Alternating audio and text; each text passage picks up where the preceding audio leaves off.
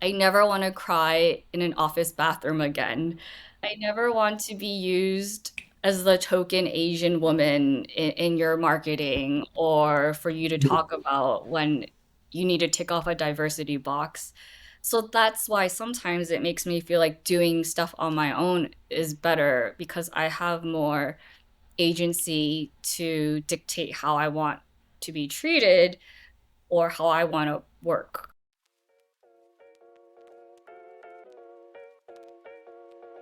We live in a time that holding down one job title for a whole career is not possible anymore.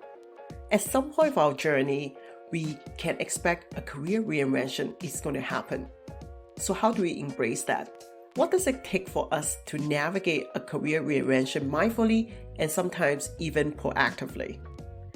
On this season of the Everyday Talent podcast, we are talking about tales of reinvention. Tune in as we dive into this topic with fellow creatives and experts. Welcome to the Everyday Talent Podcast. This is your go-to podcast for the most honest look into all things creative career related. I'm your host, Betty. I'm a creative, a nonprofit consultant, and a career and business coach for creative people just like you. Hello. I'm back with the very first interview episode of season 2 of the podcast, Tales of Reinvention. And today on the podcast, I'm talking to Kar Wong, or many of you might know her as sketchykarr. sketchykarr is her illustration account name on Instagram. She creates art inspired by her cross-cultural upbringing and Hong Konger heritage. She uses her humor to create cute and sometimes crude art to promote Cantonese culture and to discuss deeper societal issues. I follow Kar's account pretty much from the beginning. And fun fact, I actually went to college with Kar. So this episode is both a catch up of good friends and an interview episode for us to get to know more about her behind this account. Sometimes when we look at a very successful account or account that we followed, we don't think about the person behind this account or this really cute and thought-provoking drawing is a person just like ourselves, navigating career crossroads, confusion, and still figuring things out. I'm very thankful that Kar has left nothing off the table and openly talk about her struggles in her career. She had tried to reinvent her career by transitioning from a full-time corporate job to a freelancing career. How's that going? What are some of the ups and downs when one tries to navigate such a transition? We'll hear all about that today. Oh, and did I mention, Kar also co-founded a bottle shop called Delay No More in London, where she resides. How did that get started? What was her inspiration? Without further ado, let's dive into this conversation. Welcome back to another episode of the Everyday Talent Podcast. Today on the podcast, I have someone really special. I always say there's someone really special, but truly today's guest is very special because we went to college together and we connected a few times after that, but we haven't actually talked for a long time, almost a decade. Oh my God, we're aging ourselves here. So I'm so glad to have her on the podcast because she does many cool things. And just before the recording, we also got to catch up a little bit about like how each other's life is going on. So without further ado, welcome, Kar. Hi. Thanks for having me, Betty.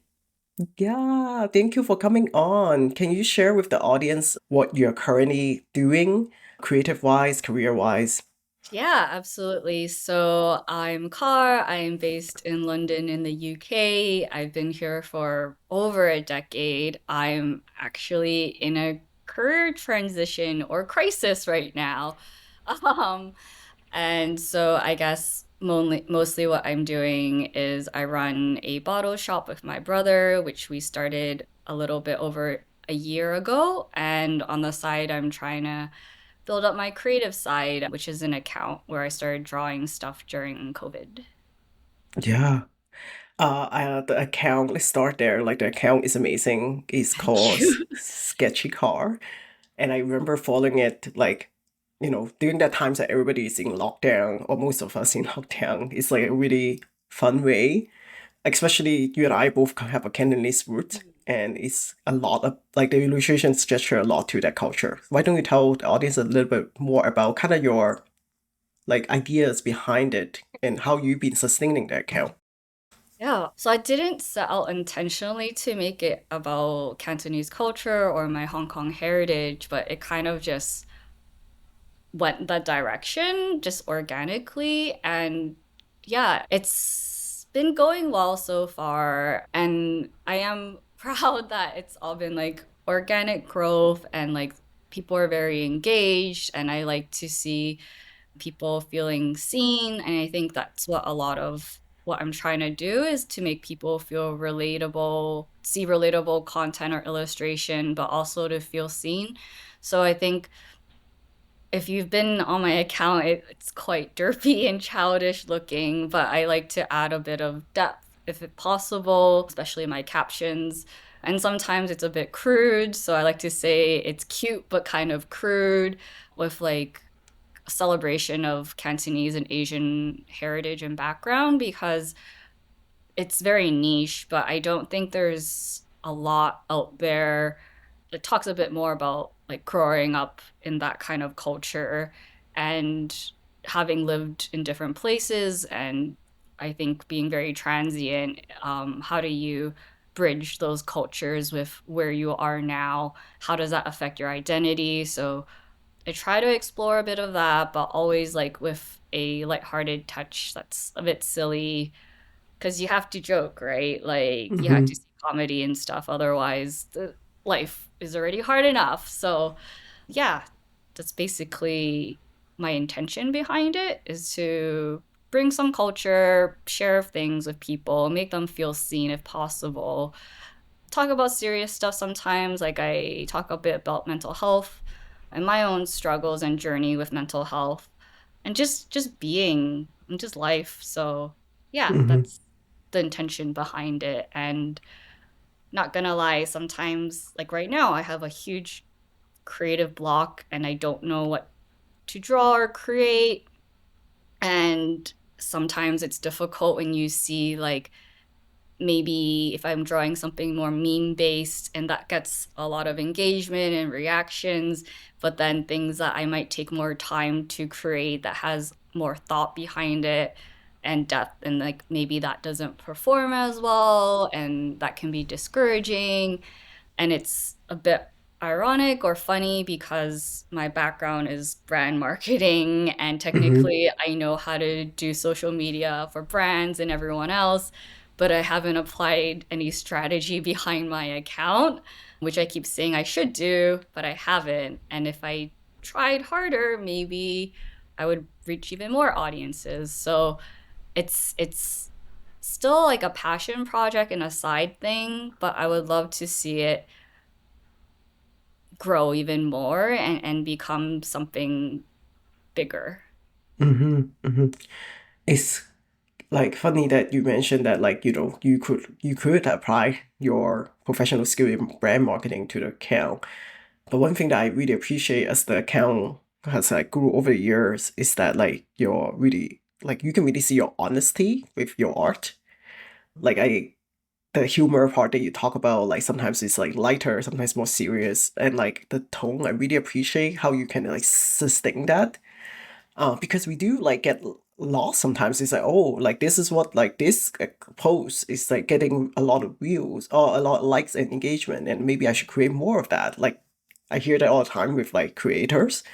So my next question was actually going to be like, how do you like sustain that motivation and stay true to your voice when you're creating the art on the account? I think at the end of the day, I think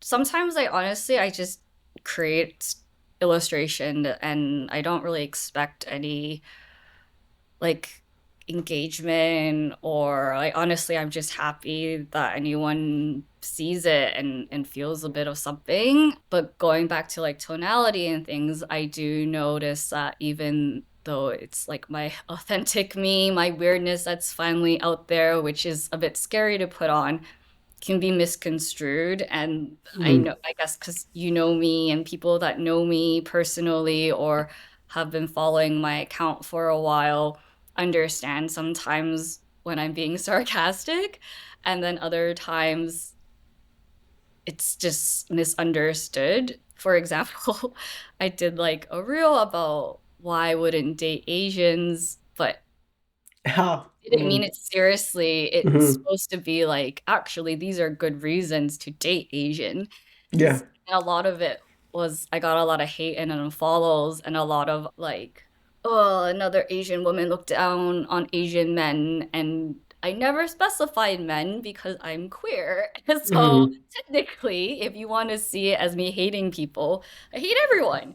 mm, But so yeah, sometimes like negative comments and things demotivate me, but I feel less of that now, maybe because I'm older, more thick-skinned. In the beginning, it was a bit harder when I maybe did stuff that got negative responses. But to answer your question about like the motivation, it's because I'm not putting real strategy and enforcing like a content calendar or something behind it.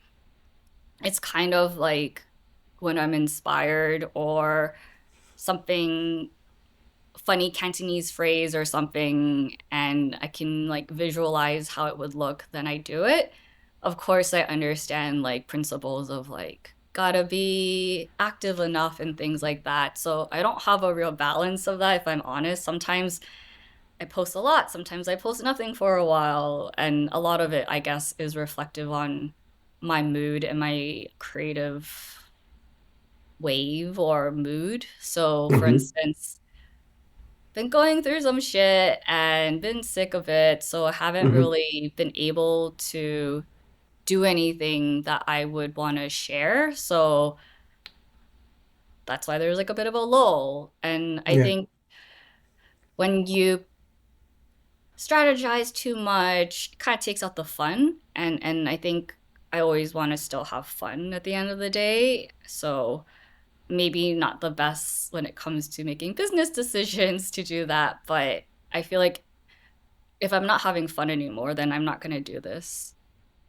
Yeah. I like what I hear there is that the account is like truly your creative outlet. Yeah. And I think also like it's my own thing. So like if I no one's forcing me to do it, right? I'm not getting paid to do it. No. Hmm. So if I don't feel like it, then I'm not gonna. So Yeah. it's maybe not the smartest thing when it comes to brand building, but as something that's like very personal and dear to me, I feel like I need to, and it's not just this account. I think a lot of projects and work I know, especially being neurodiverse, is if I'm really into it, then I put my full self in it. And if I'm not, then I don't really want to do it. Yeah. Yeah. It, I mean, I personally love that because sometimes we just like get like I get lost in the shit basically. Like we're like, oh my God, like this is going and we need to somehow sustain. I always say like there's certain things of like sustaining something just for the sake of sustaining and just like lose all the creative spark in that. Mm. Yeah. And let's talk a little bit about because you started your intro by saying like you're like kind of at a crossroad right now with figuring out your career. And actually, there was a moment that I saw what you post on LinkedIn, and I was like, wow, I really want to talk to Car about some or her takes on like career stuff. Because I remember seeing a post that you posted you're like currently like looking to apply for some jobs, and sometimes like the corporate can respond to someone who like you have experience is very discouraging, and you had like a like, really sharp critic about that, and I was like, yes, I remember that was like I agree with all like your whole post, and so can you tell the audience a bit about like okay, essentially the person behind Sketchy Car, what are you going through right now, Sure, and sure. I actually took how down did that. that kind of provide like provoke that transition? Yeah. So yeah, like I've been in brand digital marketing, mostly in the alcohol drinks industry for like 9, 10 years. And I love drinks. That's where my passion was. And I love the innovation behind it and everything. And I think like a lot of people during COVID, it really, like jobs were taken away and you had to like rethink like what are my priorities in life? What makes me motivated? And I learning more about myself, understanding that I'm not conducive to a typical 9 to 6 or longer working day. I wanted to see and explore what else is out there. So I decided to do freelancing contracting for almost 2 years, and it's difficult, especially like like the climate out there right now, getting jobs and everything, and it's not that stable. And so I'm kind of at a crossroads where I'm like, do I want to just suck it up for the financial stability and just go back to like a corporate or startup scale up kind of mode kind of thing? But then now having done sketchykarr and starting my own business with my brother, I feel like, wait, there's also options. I have opportunities right now, and it would be a shame to not explore those more. Although that comes with a lot of uncertainty, and honestly, I'm scared Mm-hmm. shitless. Like Mm-hmm. I want to do all these things, but it's hard doing it all alone and not having that Mm-hmm. financial stability because as we mentioned earlier, like we live in cities, one of the most Mm-hmm. expensive ones in the world, and you have bills to pay. I have my dog has private health insurance and I don't even, and it's like, how do I Yeah. Mm-hmm. like decide what is right for me? And so I'm still figuring that out. And then sometimes I get really sure of like this is the path. I'm just gonna focus and, as I said, like put real strategy behind sketchykarr, monetize it, make it actually something. But then I chicken out and then I hear like the back of me saying, I have been in higher education, I have all this experience, I'm technically an expert in these fields and everything. It would be a shame to give that all up as well. Like starting and saying I'm a creative or like I don't know what that Mm-hmm. job title is. And am I even answering your question? No, this is great. I Yeah. think yeah, so it's Mm-hmm. tricky because also working with recruiters can be extremely difficult. I almost feel like they're like real estate agents. Like they just hound you and it's not necessarily for your benefit, and then they hound you for a bit and then nothing, and then you're the one that has to chase them up. And like, look, anyone that has is looking for a job right now, looking for a job is a full-time job. And Mm-hmm. like I rather get rejections than hearing nothing, and that's not often the case. I'm not sure what it's like in Canada, but like in London at least, it's competitive and there's not a lot of senior roles, which is what I would like more if I'm going for a full time again. And it makes you wonder like, what about my creative outlets or my side projects or side businesses? Like, can that be sustainable for me? Is that something I want to do instead? And I think my answer is that makes me feel happier or more content. I like the flexibility of choosing my own schedule and doing that kind of thing, or like ad Mm-hmm. hoc consulting. But then it's scary when you're so used to one mind frame or frame of mind. Like I don't know how you feel, Betty, but I feel like especially coming from Asian background, it's like you were set up to do this, this, and this. Like these Mm-hmm. are the expectations. You go to uni, you get a corporate job, you climb the ladder, and to change that mindset that I don't have to do that, but also understanding that I've been doing that for so long, the next thing is really scary. So yeah, I'm kind of at Yeah. a career crossroads at the moment, trying to figure out, do I want to go back to a steady corporate thing? And even then, I wasn't like super corporate. So Mm-hmm. it's also balancing your life priorities, which I understand is mean it being able to consider that in a career is already like a lot of privilege, so I completely understand that. And not everyone has that luxury to say, I don't want that job because of blah blah blah blah blah. So it's a bit like that guilt also comes in, saying Mm-hmm. like, well, other people do it because they need work to live and they Right. can't pick what they passionate about. Like your job Mm-hmm. doesn't, you don't have to be passionate or find meaning in your job. But yeah, so I don't know how you feel about, I mean, you've also had some career Mm-hmm. changes. Like how do you make how do you make sense of all that, or feel okay with this is the right thing for me? Mm-hmm. I mean, I echo so much about like you what you said about like, growing up, I feel like our models of success or something like our parents' generations, not only do they like go for a job and then like, but also I think like there is this idea of like climbing the ladder or like you're in a job for a long time. I feel like that's generation.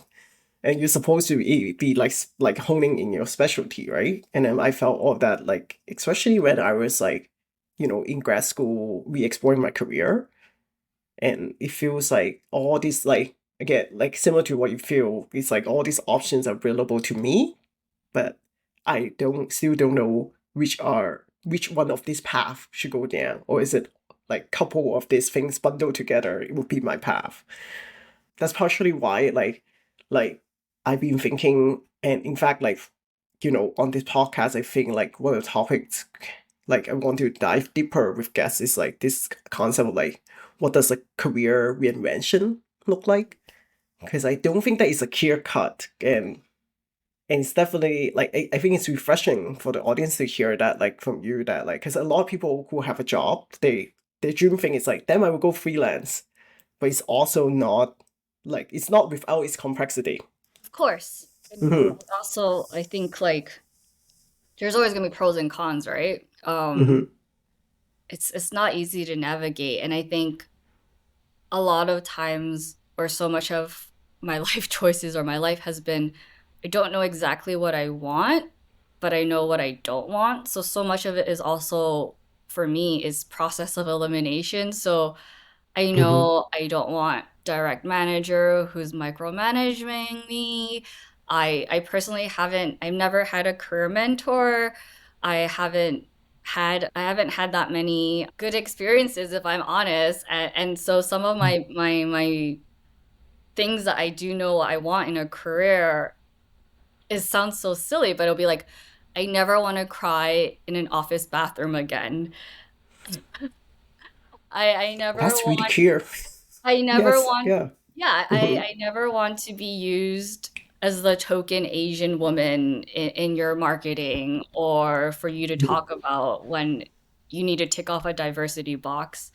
And so that's why sometimes it makes me feel like doing stuff on my own is better because I have more agency to dictate how I want to be treated or how I want to work. And yeah, I feel like if I was to get a full-time job again in a company, in a team, there are certain values that I want to be aligned. That's not just what they put on their website, but they actually Mm-hmm. do it. But it's so hard to find a workplace culture that is positive and inclusive and works for you until you're there, right? Mm-hmm. It's hard to And vet that from just what they put outside. exactly. Yeah. Mm-hmm. But then at the same time, it's so easy to vet that this isn't going to work from you from a first interview or a first call. And hilariously, a few feedback I've gotten recently was I'm not passionate enough. And I find that very That's very arbitrary. degrading. Yeah, demeaning. And Yeah. I get it. Like Mm-hmm. I take that on board. I understand that, but like this is just how I talk. Okay? Like Mm-hmm. this is just how I look. And also I don't know if you're aware, but like I've jumped around in a lot of different companies purely because there was opportunity elsewhere. But that doesn't mean I'm not loyal. Like if there was somewhere that had specific progression and development for my career, why wouldn't I stay? I love Mm-hmm. staying with teams that are good and doing things you that aren't ad hoc, right? Like you see a project or a brand fulfill and become something else. Mm-hmm. But that hasn't happened to me. So I feel like that's a negative for me right now, at least in my job search. People see that. And Mm-hmm. even though nowadays it's so much more common than, say, our parents' generation to have multiple jobs throughout your career. But that's the other thing is like, I feel like if I was an employer, I wouldn't see these as negativisms. And like, I think sometimes it can be a deterrent for people when they are job hunting because Mm-hmm. they just get so much critique that's not helpful, like non constructive feedback, or as I said, like not hearing from anyone at all, like that can definitely demotivate you. And I don't know how that switch happened. I would say like last 5, 6 months. I don't know why. I just don't take it as personal anymore. And for Mm-hmm. context, I'm a very emotive, even though I was just told I was not passionate. I'm a hypersensitive, and I know Mm-hmm. like to not put personal with professional, but sometimes you can't help, especially, I don't know, I feel like a lot of millennial women probably have like imposter syndrome, and we all feel like, well, what is it about my skill set that isn't good enough? And so I feel a bit like if my worth isn't being seen by other people, perhaps I can create it in my own way. That can be a career. But again, nothing certain right now. I don't know how to Mm-hmm. fully execute that. But that goes back to what I know I want to do because I know what I don't like. Yeah. Yeah. I just want to highlight a couple of things that you shared that I think are like, it would a lot of people echo too, and I've heard it from my own clients and people friends that were kind of at our spot with mid-career, looking for a restart or recharge. One thing is that like, we are not like entering the workforce again without requirement. That's like something that I think is true in your situation as well. Like you, at the very minimum, you know what you don't like. You don't want to quiet your bathroom again. Don't want some kind of toxic culture, tokenism, and I just want to validate that because like that would be why I encourage like when I work with clients as well, like that sometimes because we get so like for lack of a better word beaten up by our bad experience, we just lose sense like should I just take anything that is like coming my way? But no, like if we were to change link again or change like direction, like it should be something that align with our values and requirements. And I also think that your experience of like, some of the things that you point out is like important for people who are considering to like apply jobs, like especially again when they're not beginners. Like there are certain things that like I read this article like 2 days ago, I forgot where, Walrus or something. Like it says something like is the corporate structure or the job structure like inherently toxic? That there's like nothing that you can help with it. And I think like the article didn't really have a conclusion, but it's something that we're thinking about more and more. That like, okay, yeah, the application process is very inhuman. It can feel like very inhuman. The HR is not often on like it's almost not really protective of people. So yeah, I went on tangent there, but I just want to echo with some of the what you share. Yeah.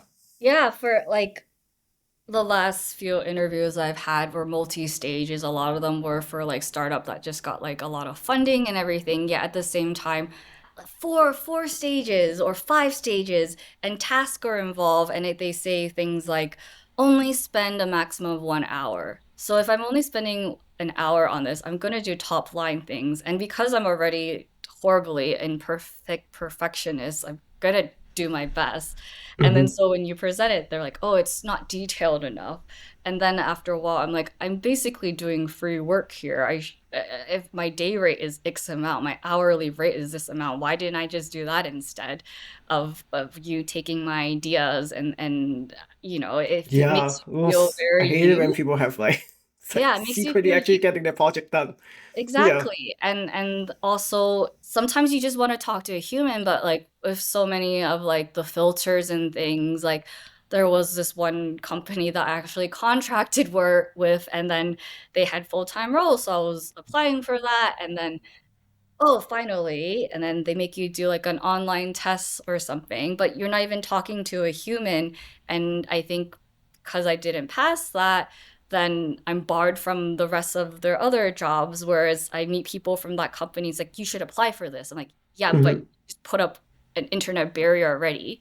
And one of the funny thing I remember was doing that online personality test thing. It said like, please let us know if you have any visible or invisible disabilities, and for instance, if you need more time. And knowing that I'm now having been diagnosed with ADHD as an adult, I'm like, well, this is a bit, you just said, please let us know if you need more time. So I said yes, but these are time-based questions. So how Yeah. does that actually, how's that helpful for people that need more accessibility? Like that doesn't make Mm-hmm. sense. So why couldn't I just talk to someone? That would be way more useful. And Yeah. so I can see why even if you're just starting out working, like it's not easy, and sometimes I feel like you just get over flooded with information, Mm-hmm. especially like on LinkedIn or something, and there's so many steps that if you were able to just talk to whoever your hiring manager is or meet the team, that would a lot of things you can learn on the job, right? A lot of it, I think, Mm-hmm. going to find a job is, are you going to work well with these people? Because that makes such a big Huge difference, I difference. feel Yeah. like, right? Yeah.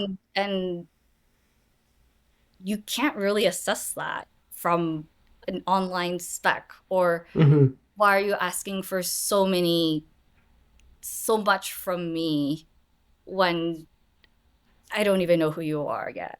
Mm-hmm. Mm-hmm. So it's hard and challenging, but I do feel like if you have the network to help people, that's great. And I think like you mentioned, sorry, I'm in a tangent as well. But going back to what you said Tangent about of the how tangent. Mm-hmm. the corporate like Mm-hmm. ladder, like the hierarchies is that just not intrinsically toxic.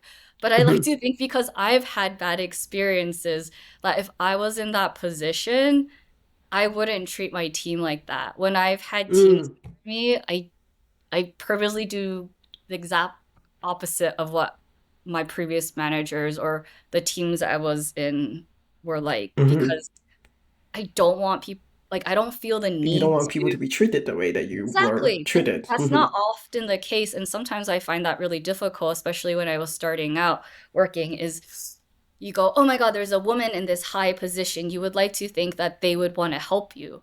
But Mm-hmm. somehow, some reason, Sadly, that's sometimes not it's the not case. always the case, and Yeah. I just find that very demotivating. At the same Mm-hmm. time, there are great leaders out there, and sometimes you need to seek it out for yourself, but I can imagine if you're just starting out your career, you don't know where to go, and it can be very isolating. Mm-hmm. Mm. I remember I was like explaining this, like, oh, like I haven't had good experience with a lot of like women senior team leadership people, and then one of my friend was like, oh, like I don't know if you've done it, buddy, but Google has like these workshops called like I Am Remarkable, and Oh, they're no. free, and Mm-hmm. it was really empowering, and like I found it on like I just joined it myself, and I don't remember that much about it, but one fact stood out, and it was like it's not bragging if it's facts, and I have a post-it, it's on my wall, it's there because I think Mm-hmm. especially women, and especially if you're a minority, you always like have that extra self-doubt or that imposter syndrome, and it's true, like If only I had the confidence of a mediocre white man, like then maybe like career stuff, I would feel more confident in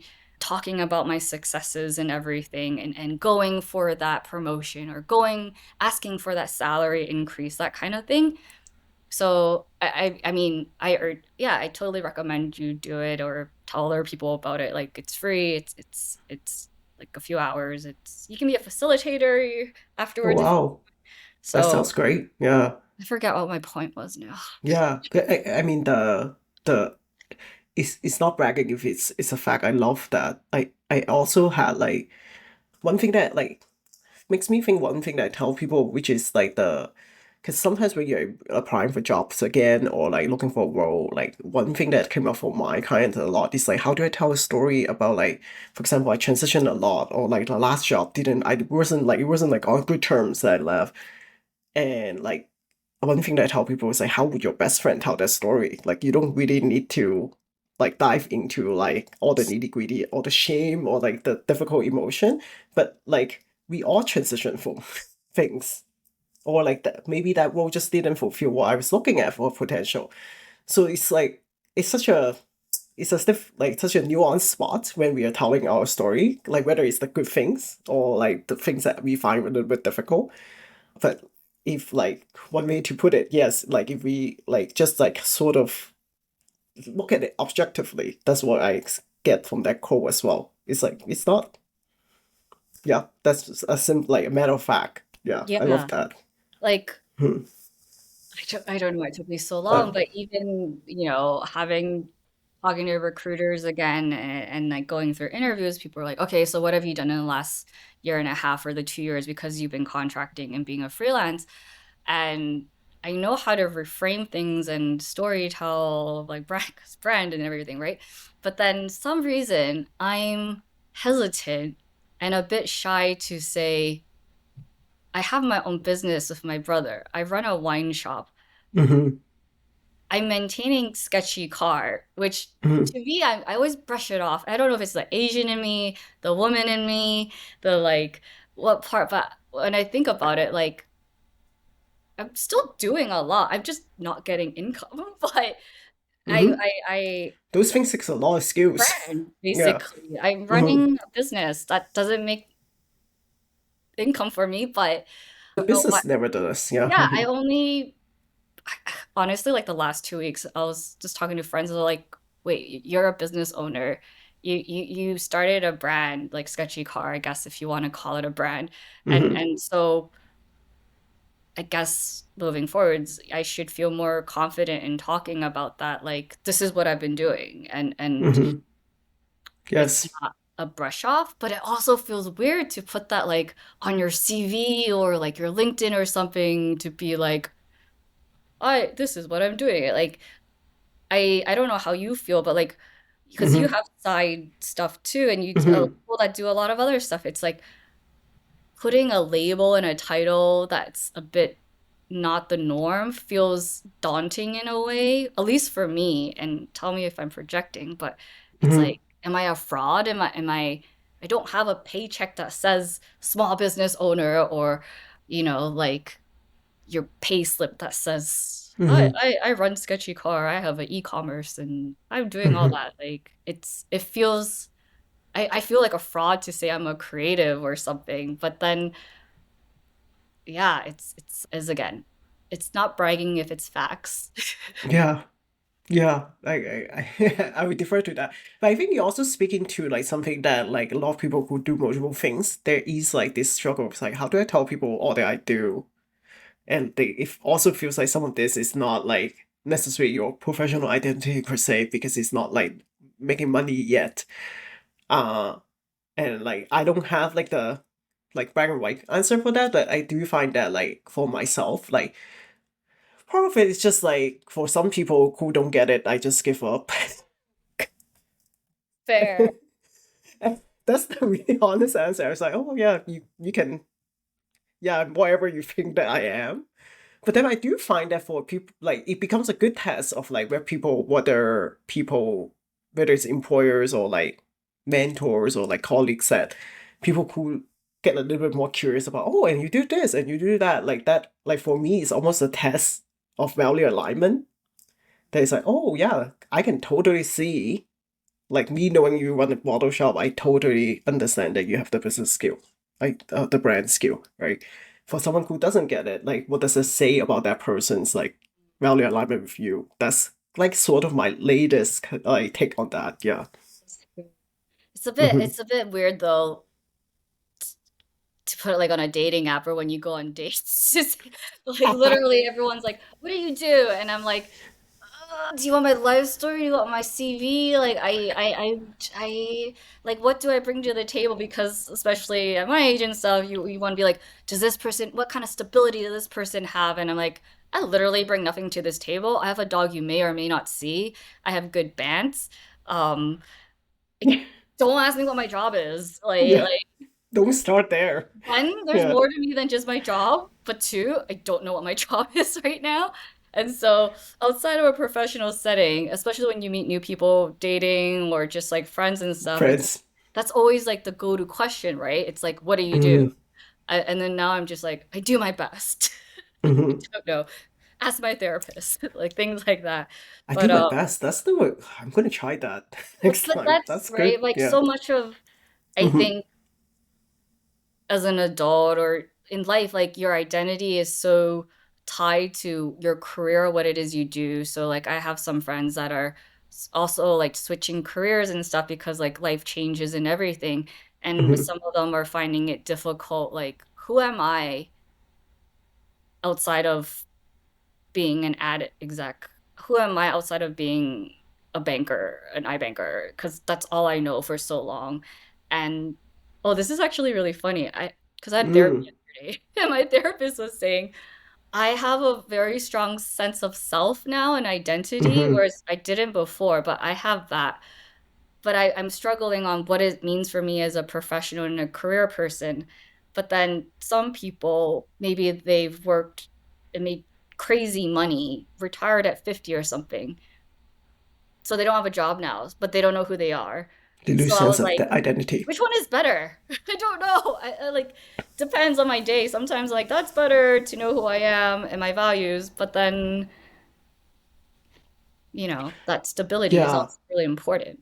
Yeah. And she's saying this article, actually our common friend Jesse sent it to me when I was abroad. It's called like it talks about how like people in it's like published by the Toronto Live. It talks about how people are like especially people our generation or Gen Z are purposely trying to be underemployed and devoid like that identity from work identity. Because you're right, there's so many. I feel like I lose track of the generation, the boomers or whatever. Like I feel from like that point I'm on up to us, yeah. Oh yeah, I'm that's like true. Gen Z. Don't Well, they should don't be put happy. existential crisis on me. Yeah, Gen Z's like, oh, internship Mhm. that I get paid for. I'm like, I had internships where I didn't get paid for. What are you talking about? I Anyway, sorry, I know. interrupted you. You go No, no, on. but I want to add on actually.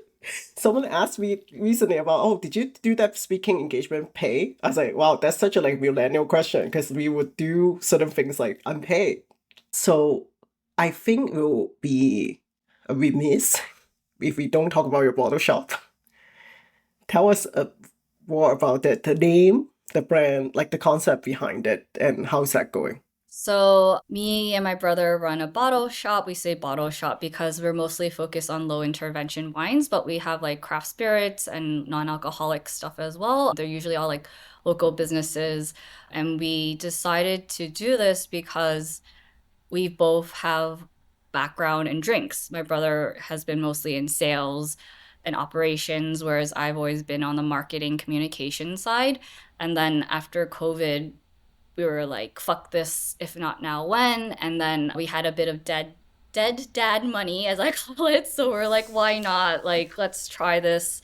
We're in Bermondsey. It's like near London Bridge. And like our shop is called Delay No More. So if you know, you know, it's like a nod to our Hong Kong heritage and Cantonese again, because there's not a lot of Asian business owners out there. And at the same time, we purposely chose like Bermondsey area because in London, I feel like a lot of Asian businesses are in the same places, like Chinatown or in their community, but we thought like if we want to celebrate and share our culture and heritage a bit, it's good to be with people that are different as well so they can experience it. So it's not really an echo chamber in that kind of sense.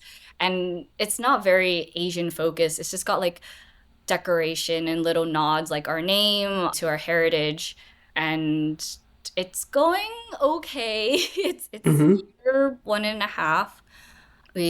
We're trying to do different things. Like we're thinking about maybe importing some Hong Kong beer because Mm. we do have one beer called Guaylo that we currently stock, which is actually made was made in Hong Kong by white people, but then they moved back to the UK, so they're brewing it in the UK now. But Mm-hmm. if and I still know some people in the drinks industry in Hong Kong, so wanted to get in touch and see if we could do anything. And like really a lot of it is also just like sick of working for people. I think it's okay for me to say on behalf of my brother, but like really wants to work with people that he likes as well, and make something for himself. I guess similar to me, maybe he hasn't had that great of working environments. Like, don't get me wrong, I've had good working environments and he's had good Mm-hmm. teams too. But like on the whole, if we have the opportunity to do something ourselves, we don't have like he doesn't have a family, I don't have a family, so it seems like opportune time to try, and you never know till you try, right? So Mm-hmm. that's what we're doing, and we've kind of decided it to be he does like most of the operations and like finance stuff because I'm rubbish with math.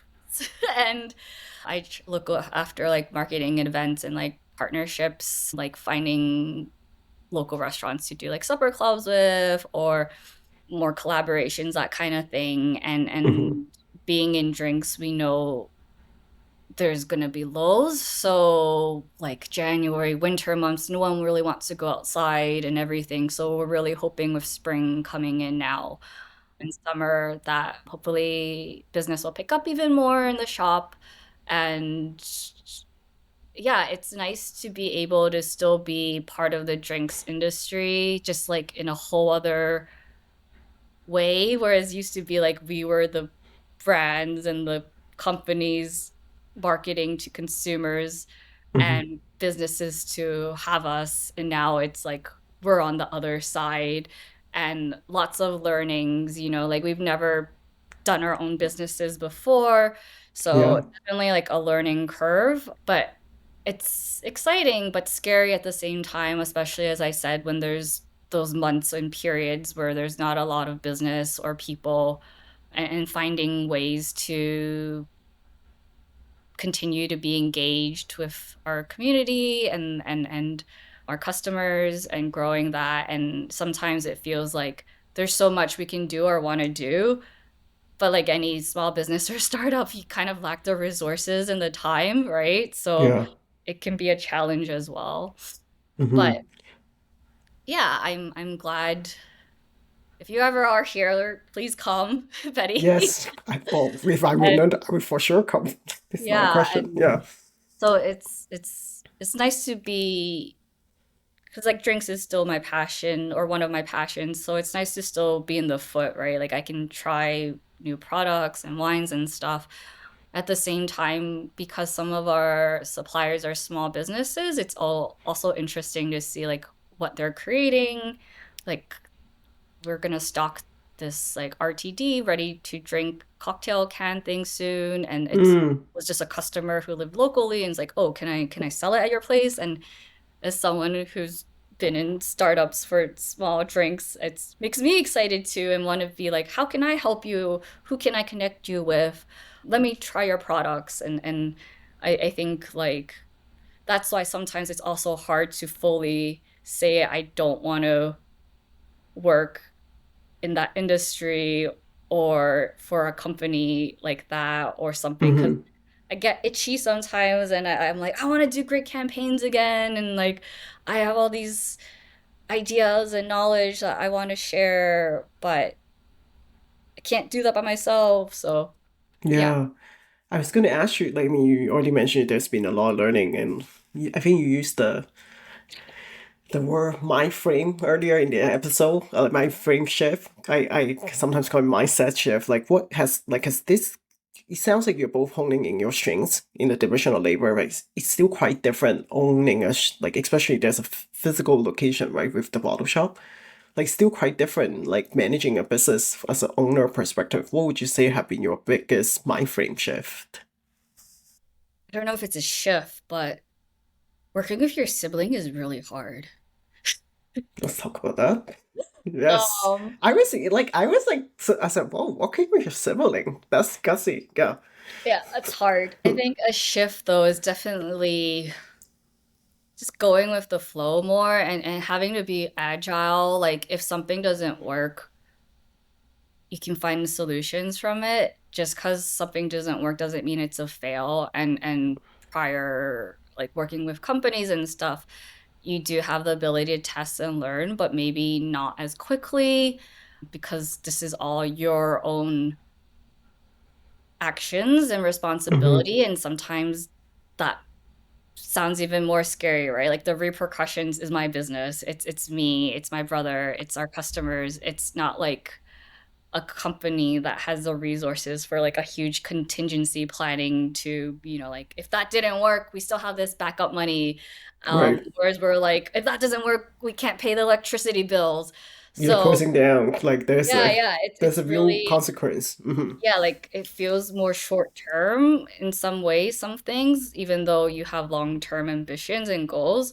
So, like, shifting that mindset to be more agile, I think, is something I've learned I had to do more, but also it's exciting as well because, like I Mm-hmm. said, you can put into place immediately or quite quickly what you want to try and do. Navigating sibling dynamics and relationships is a new thing for me in a business capacity because we never did Mm-hmm. that before. I've never done that before, and I can see why like even people that do businesses with their friends and everything, how that can be difficult as well because even living with your best friend, you might not want to live with them.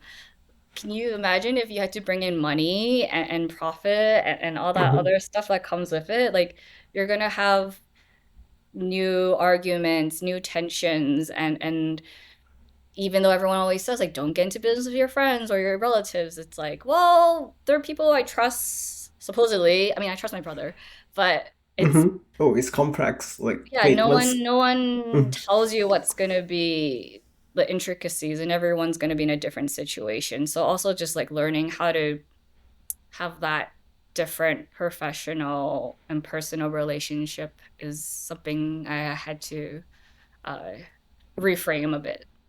Yeah. Yeah. Well, thank you for sharing like all the different. I know we went all different direction, and I appreciate that. Like that I don't know how you're your gonna cut all this. honesty. Well, leave that to me and the first. I work with someone who cuts this too, so it's great. Yeah. So I really appreciate your honesty in terms of like sharing like career switching or like not even career switching, switching lanes or like sometimes switching the modes of engagement with our career is not like clear cut or it definitely is not overnight project.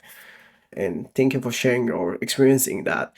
Where can people find you and your account, your bottle shop? Let's hear it. Yeah. Right. So for my creative endeavors, mostly on Instagram. So that's at sketchykarr. That's 2 R's. And then, or my website, sketchykarr.com. My bottle shop is called Delay No More. You can put delaynomore.co.uk in your website.